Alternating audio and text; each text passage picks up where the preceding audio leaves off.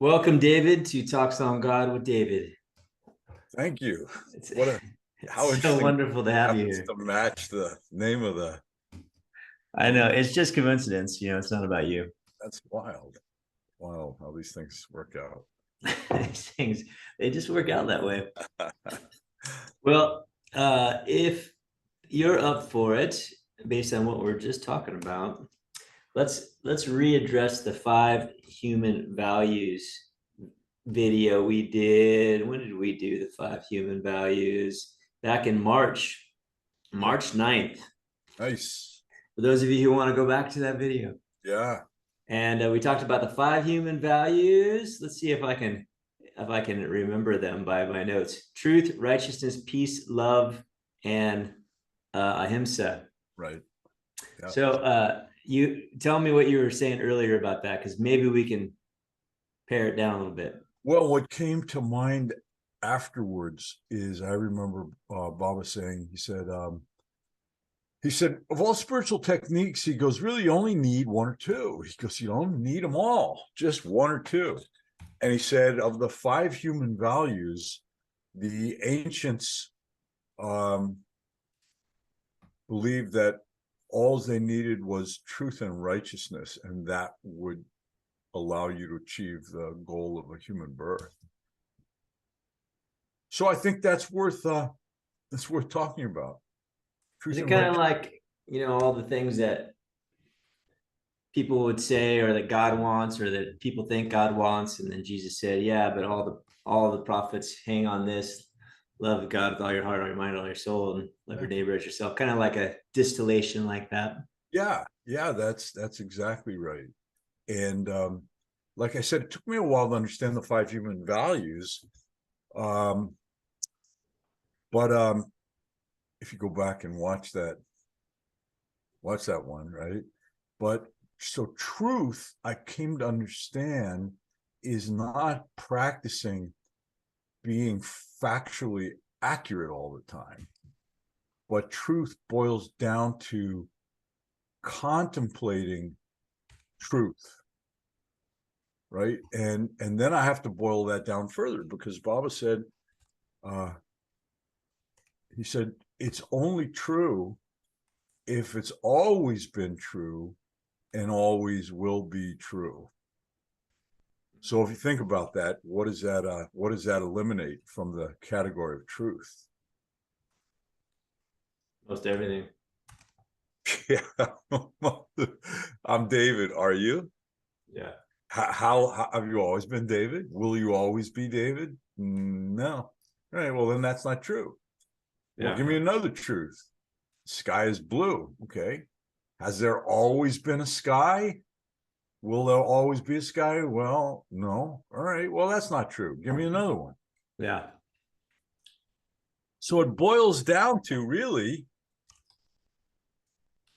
in my understanding, the only truth is that all there is God. All there is God. Yeah. Because that's the only thing that has always been and will always be. Everything else, anything that came into being will also go out of being. Yep. Can't say, well, the universe is true. No, the universe has a lifespan, much, much longer than ours, right? But still, it's a lifespan. Yep. So the only thing that's true, and Baba would also say the only thing that's true and real, is that which has always been true and always been real. So I guess you could say the only thing is real has also always been true. So that once again boils it down to God. And I would say I'd boil it down even further, that it has to be the absolute unmanifest aspect of God. That's the only thing that is real and true. Yeah, because anything manifested inherently is going to have change. The change and come out of being. It came into being. Anything that has a birth has a death, right? So the manifested aspect of God is also came into being. It will also at some point leave being. So then the only thing real and true is the absolute unmanifest aspect of God, right? So I think it's in contemplation of that that you begin to practice truth, that really the only thing that's real is God. So then what happens is that in the light of that, then you begin to see all the infinite manifestations as a temporary phenomenon of the permanent reality of which is God. Right. So in a sense, you could say you're contemplating the oneness of all things. Mm. So it's in the contemplation of the oneness of all things that it now starts to have a profound effect on your consciousness. So for me, and I think for anyone that really contemplates that, I think it begins to purify your heart. So you begin to start to see past the appearance of the many and begin to perceive the reality of the one. So you could say, okay, well, that probably is quite life-changing. Was for me. Right? Mm-hmm. And so then he said, the two things they practice is truth and righteousness. Well, from truth, as you practice truth, it begins to purify your heart, where you begin to now perceive the one in the many. And I think as you begin to perceive the one in the many, it purifies your heart. And from a pure heart, you more accurately feel the movement of God within you to operate from that reality. And to me, that's the lower definitions of dharma in the Eastern philosophy is, well, there's a dharma of a householder, a married man, dharma of a businessman, dharma of a king, dharma of a policeman. To me, that's all lower levels of dharma. To me, true dharma or righteousness is acting from the promptings of that pure heart. So as you purify your heart, you feel the promptings of divinity within you more accurately, right? So to do what's right and good and fair and truthful and compassionate. And as you do that, so you have truth leads to righteousness leads to peace. This is from the 5 human values. And where there's peace, then love springs, divine love. May all the beings in all the worlds be happy, right? And where there's truth, righteousness, love, and peace, then the flower of ahimsa, which is really truly wanting that all beings in all the worlds find their way home. Yeah, or maybe even seeing all the beings as not the other. Well, that's truth. As you practice truth, that's practicing seeing all beings as part of the one, which you are that, right? And then that purifies the heart. Acting from the pure heart is righteousness. Where there's righteousness, you begin to feel peace. You begin to feel this peace in your heart, right? And when you have peace in your heart, the next sacred feeling or vibrational frequency that begins to emanate is divine love, which you really want everyone to find their way home. And then ahimsa is the totality of that, which is, I believe, that truly wishing to bless all beings with that love and being of some service in whatever way to your own divinity prompts you to think, act, and speak. I've been setting up these reminders to remind myself to keep watching, as in the noticer of this separate identity that keeps choosing things, and the separate identity called Javan that thinks it's going to get better when I achieve something, or thinks I'm going to be happy when someone else is happy, or whatever. There's myriad things that Javan wants or doesn't want that's going to change the future that it thinks it has. And so the reminder though is not necessarily to change that. The reminder that I have set is to remind myself to look to look at that thing happening. And it seems like it's when you're talking about how tuning into the unmanifested, these unmanifested aspects, it's it's just taking like one step back, metaphorically, of course, but one step back to get out of the manifested because I'm up to my eyeballs in manifested. Yeah. So easy to be completely consumed with manifested, Yeah. as opposed to just notice I'm noticing, or notice that I'm wanting, or notice that I'm miserable, or notice that I'm happy, or and then the noticer, it seems to be one step closer to that unmanifested aspect. Yeah. Is how do you see that? Well, so once again, like I said, what I find really key is, like Nancy Dennison talks about, and others too. I've read some other ones, near-death experiencers that they all talk about. A lot of them talk about that when you leave your body, you can basically do almost anything through intention and attention, right? So I think what you're doing with moving your attention to observe, you're moving it one step higher in frequency. So let's just say the low frequency that we experience is I'm David, David's real, David's got to go to work, David's dealing with this, he's happy about it, David's dealing with this, he's not happy about it. Just so that's like buying completely into the illusion, right? Which is then primarily acting from the mind and the thoughts, right? So pulling it one step back is to observe you thinking and acting. So in order to observe you have to pull away, right?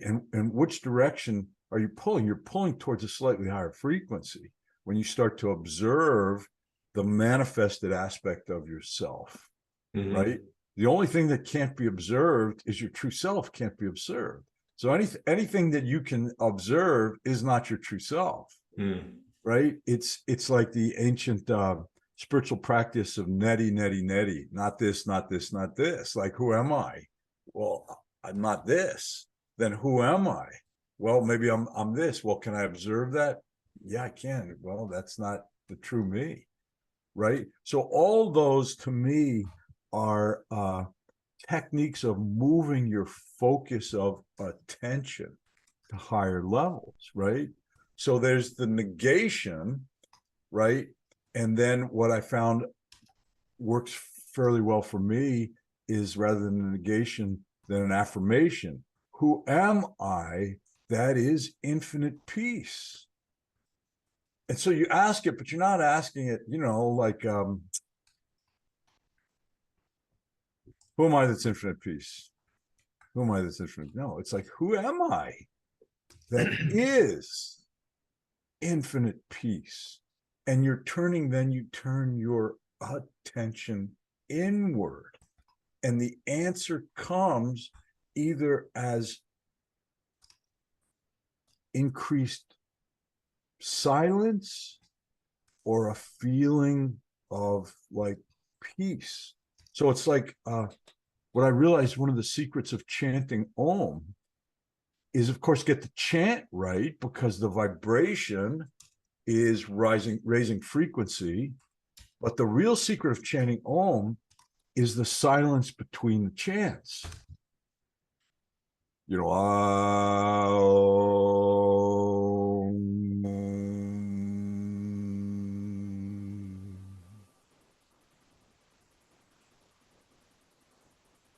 It's that silence afterwards.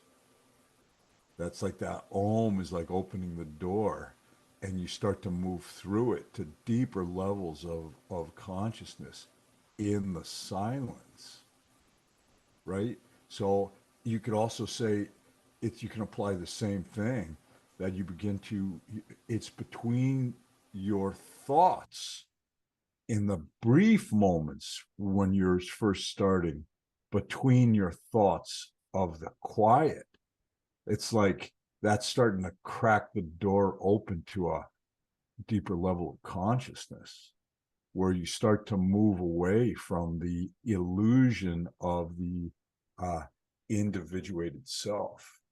And so that's beyond mind, because you just think, who am I? You just think about it. Well, the mind is what keeps you locked into the Maya of you're an individual, but it's in the feelings, the sacred feelings, which are the energetics without the thought, or the silence, that you begin to shift that attention to higher levels of consciousness.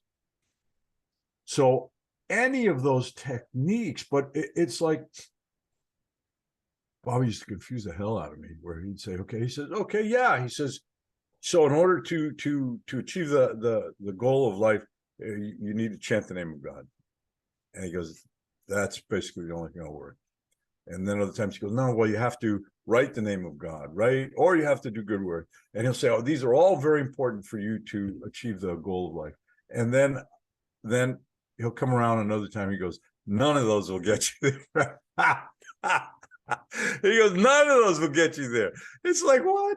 What are you doing? So I finally realized what he was saying is there was two parts to it. The one part was using the mind to raise the sacred feelings. Once you do that, you stop using the mind and put your attention into the sacred feelings or the silence. That will get you there, because all the rest of it is still of the mind, which is the trap that will never let you go. It's like it just reminds me of some of the stories, I don't know, it was Hercules or Ulysses or whatever, where he had to clean out the stables of this king. There's just no way to do it. You got so many horses pooping in there. It's a never-ending job. So but what he did is he diverted a whole river, and it just washed the whole thing out, right? So another one was this giant ball of rope that he said, you got to untangle that ball of rope. Well, no one could find the end. There was just no way to do it. So once again, he took a sword and cut it in half. So all those to me were just a symbolic of there's approaching awakening through the mind, and then there's going beyond mind. So if you're approaching it as mind things, it's never going to happen. Labyrinth, the other one is the labyrinth. I don't know, labyrinth, there was a monster in there, and the labyrinth, you get down in the labyrinth, you just get lost in there. You'll never find your way out, right? So those are all, to me, symbolic of the mind, and trying to awaken through the mind. Well, the proper way to awaken through the mind is use the mind to generate a high frequency feeling or emotion, or what my teacher would call sacred feeling or emotion, and then stopping the thinking and put your attention into that feeling, and then boom, then that can begin to take you to full awakening as you begin to practice spending more and more time in that beingness, right? That's what we talked about last time. Once again, doing versus being. Doing is of the mind. Is of the mind. You'll never clear the stables out. You'll never figure out the labyrinth. You'll never untangle that knot. You can do all you want. So even some of your spiritual practices, if you think about it, some of your spiritual practices you're doing in order to slip into being, right? As you start to do the forgiveness, you're turning within, and you begin to feel higher frequency vibration as a sacred feeling. And then if you just get into being, feeling, moving your attention into those feelings, that's when it all just opens up. Mm-hmm. Yeah, it's so easy to be addicted to thought structures. Well, It's God easy knows to how lean many away. lifetimes we've had as humans. It's just, it's like, if you got a ox cart, right, with two wheels, and you've been running in the same road for your whole life, you're going to have some pretty deep grooves in that road where you ran over it over and over and over, and it's digging deeper and deeper grooves in the road. It gets harder and harder and harder to get out of that road. So Mhm. that's how it's been in our human experiences of lifetime after lifetime after lifetime of doing and thinking our way through a human life. Mm. It's a really uh, deeply ingrained habit.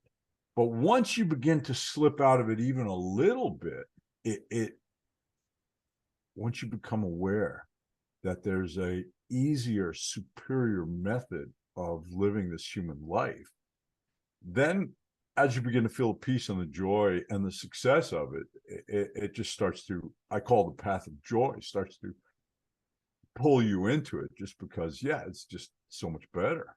Mm. Like your practice, the more you do your practice, the more you feel that peace, right? The Mhm. more you go, yeah, this is what I'm looking for. But this is the underlying science of all practices that work. You use the mind to raise frequency. Like, who am I? That is love everywhere. And then just get quiet. And what'll happen is your higher self and your subconscious, you ask questions like that really sincerely, your conscious mind will go, well, I guess it can come up with something. I mean, you can train your conscious mind to come up with something, but you really don't want to train it to come up with something. You want it to just go, I don't know. I can't answer that. And your subconscious will go, I know. Here, feel this. Right. Oh, I feel some peace. And who am I that is that peace everywhere? Once again, the conscious mind, when you said, who am I that peace, might start coming up with an answer, but add a few more, descriptors on it, like peace everywhere, beyond time and space. And your conscious mind goes, I don't know. Sometimes go, okay, I know. And you start to feel that feeling of peace, and you start to feel some expansion. So it's best when somebody kind of leads you through it. But I mean, you can make a tape recording and just do it.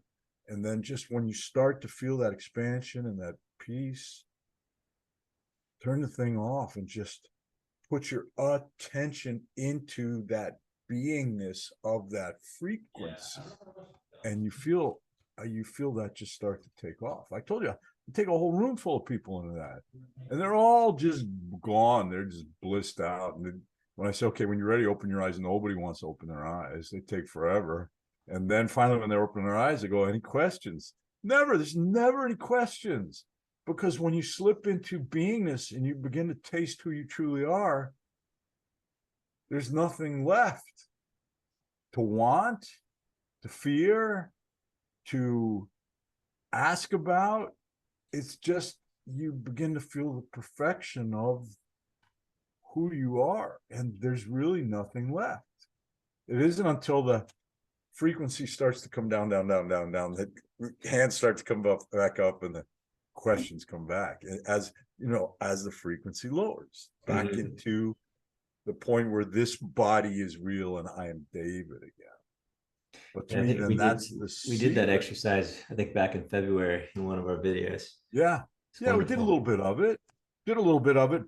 But usually what I'll do is I first do a spiritual talk where I see I'm raising everybody's frequency, right? Then it's much easier to take them into that. Like if you're busy watching the latest John Wick movie, you know who John Wick is? Yeah, it's Right? And you just all hyped up on all that, and then you go, okay, who am I that's love everywhere? Forget it.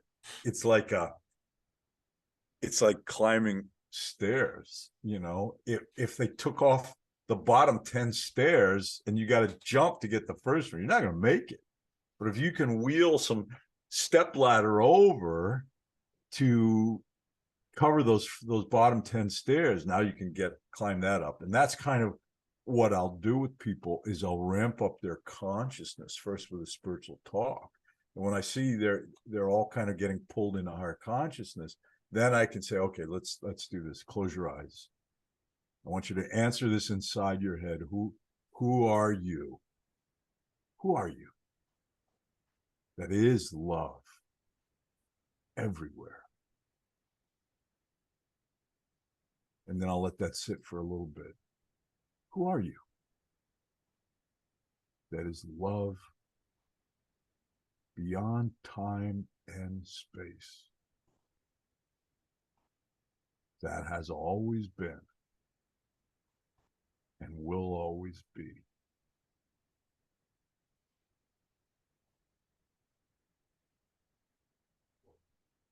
And who are you? That is infinite peace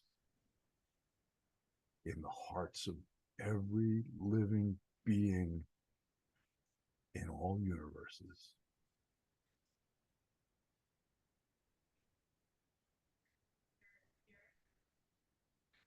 Who are you? That is pure bliss.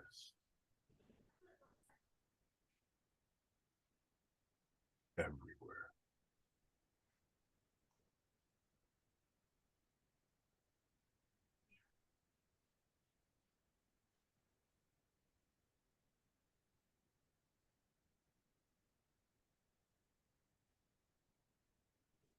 So once you start going into that state, you don't even want to talk. You don't want to think because you begin to feel it. It's like coming home. It's like coming home. And what that is just, it just goes to show you, I mean, we are pieces of God. And you don't have to sit on a mountain cross-legged, half-starved for 30 years to begin to experience it. You already are. So if you understand how simple it is to begin to raise your attention to higher frequencies, and then you instantly begin to feel it. And as that feeling gets stronger and stronger, the conscious mind now sits off to the side and just gets quiet. In the presence of that high frequency, the conscious mind gets quiet. And as the conscious mind gets quiet, you just, that joy, it's like the door opens, right? And there's all your best friends, and they got your favorite food and your favorite music. It's like, oh, and you just walk right in. And then when somebody outside, hey, Javon, come back out. It's like, no, not yet. Wait, no, not yet. Come on, come back. No. So then I'd say, okay, when you're ready, open your eyes. And I'd give people as much time as they want. Most of them did not want to open their eyes because they were just home to some extent. Mm-hmm. And that's just dipping your foot. That's dipping your toe into home. That's just the littlest taste. But once you begin to realize, oh my God, it's just right there. And this is what Bob was talking about. He goes, the tragedy of the human experience, he says, it's like a man standing in a river of the coolest, purest, freshest water and dies of thirst. All he got to do is reach down, get a handful of the best water ever had in his life, and drink as much as he wants. Mm-hmm. You are Sat Chit Ananda. And I can never even always remember. It's like awareness, beingness, and bliss. That's your true nature. You're aware that you are, and you are pure bliss.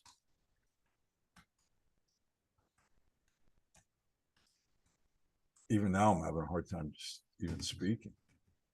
But I'm not speaking from conscious mind. I'm just speaking from letting my higher consciousness just flow, right?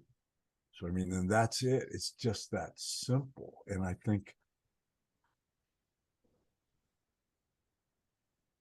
it's understanding the principle of that. Then that can be applied to all kinds of ways, right? Mm-hmm. So with your technique, when you see whatever, it's like, forgive me Forgive me for my lack of love, my lack of forgiveness, and then whatever. I mean, then to me, it's like, may you find your peace and joy. May you awaken to who you are. Right. So there's like the negation, the silence, and then there's the affirmation is the love, peace. Right. So I mean, it's just, you're just playing with the concept of, by using the mind to tune in higher frequency consciousness, that you experience as what Baba would say, sacred feelings. It's bringing up sacred feelings, which is how you're experiencing high frequency consciousness, that the mind gets quiet and you move into beingness. That's the trick. So you use the mind to raise high frequency consciousness. So, I mean, it could be a scripture. It could be, who am I? That's love. Or forgive me, for my judgment, and I see you as God, or whatever. But the trick is, you understand what you're trying to do is you first raise high frequency feelings, and then you shift your attention to the feeling. Right? The example I give before is it's like, let's just say your mom makes you, for your birthday once a year, the most incredible dessert you ever had in your life, right? But you don't just turn on the TV and just shovel it down your face while you're watching the TV. You go, okay, everybody, just give me a moment here. Oh, you're putting your awareness into your mouth, right? And you're just going, oh my God, this tastes so good. You're putting your attention onto your taste buds, right? So it's the same thing. Use your mind to generate high frequency consciousness, whether it's a scripture or a song or a sunset or the face of your baby, right? Whatever, where you feel those joyful, loving, peaceful feelings in your heart, then you put your awareness on the feelings, and they'll start to expand. It's like when I say, who am I? Who are you? That's love everywhere. And then I'll throw in other things in case the conscious mind is still trying to hold on and answer the questions. Maybe you think you're pretty freaking smart, and you go, well, who am I? That's love. I'm just a piece of God. Well, who are you? That's love everywhere. Okay, well, I'm still a piece of God. Who are you? Infinite bliss in the hearts of all beings throughout time and space. At that point, I'm trying to shake the conscious mind off till finally it just gives up. Because even if you think you're so freaking smart, you go, conscious mind gives up, right? But you got to be willing to do that. I mean, if you want to be just a smart aleck and go, well, I am the, and just keep giving answers from the mind, okay, you've lost the opportunity for me to help you to higher levels of consciousness. You have to be willing to go there, right? But as you begin to feel it, and then I do it a few more times, at that point, the conscious mind's off in the corner sucking its thumb, and the subconscious then pulls you to the superconscious, and the superconscious goes, I'll give you a tour. Come on, off we go. Right? And off you go. And it's like those people who have the near-death experience, not near-death, it's temporary death. They're dead, and they're experiencing their true nature, and they're experiencing, God at levels they never remember experiencing before, as this infinite love. And then they go, yeah, but you're not done down there, so you got to go back. It's always like, don't send me back. No. Right. So it's kind of, you get a little taste of it with this. Once you start to feel that, it's like, so if you're doing it on your own, you don't have to come back till it begins to slip away. Right. So maybe you sit there in deep bliss for 10 minutes. Maybe it goes on for a half hour. Maybe it's an hour it's a form of meditation. Right. That's a type of meditation. And so just stay. And then at some point, you'll feel yourself slipping back to a normal level of consciousness. And that's fine, because every time you do it, I think you expand your capacity to stay in it longer and go deeper in it. And what's happening is, I think, with all that, your patterns, all your patterns in your subconscious start to disintegrate. Your sense of the small self begins to disintegrate. And more you begin to feel your true nature. So you begin to operate more and more from that. So I think that's the road to, as Jesus would say, the disciples at one point said, you're always talking about the Father. Could you show us the Father? And he goes, don't you understand? If you see me, you see the Father. Because his small self had completely disintegrated. I don't know if he finished it in his life as Jesus, or he finished it in previous lives, or whatever. But at that moment, he says, don't you understand? If you see me, you see the Father. And that's what happens, is as your small self begins to disintegrate more and more and more, you more purely manifest divinity. So people, you become incredibly attractive to people, because everybody loves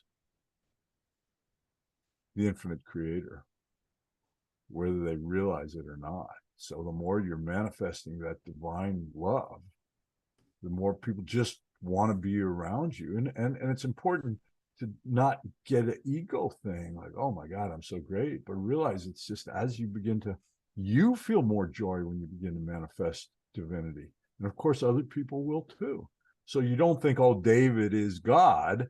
There's no David. David's an illusion that caught me up on most of my life. It never was real. The only thing real about me is God.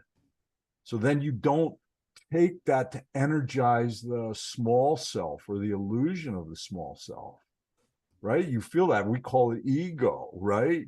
When you're beginning to feel divinity within you, and then you stimulate your ego, either somebody stimulates, oh, Javon, you're just so amazing, you're special. And it's like, if you buy into it, you start feeling the divinity just evaporating because you're energizing the illusion, which is cutting off, it's bringing your attention down to the illusion. So we've talked about this before. I used to just wonder, how the heck do I deal with that? So the way I deal with it, Dave, we got 60 seconds and the video is going to end. We'll have to cut it off there. Till next time. Yep, God willing. That's good. Well, thank you again for today. Thank you, brother.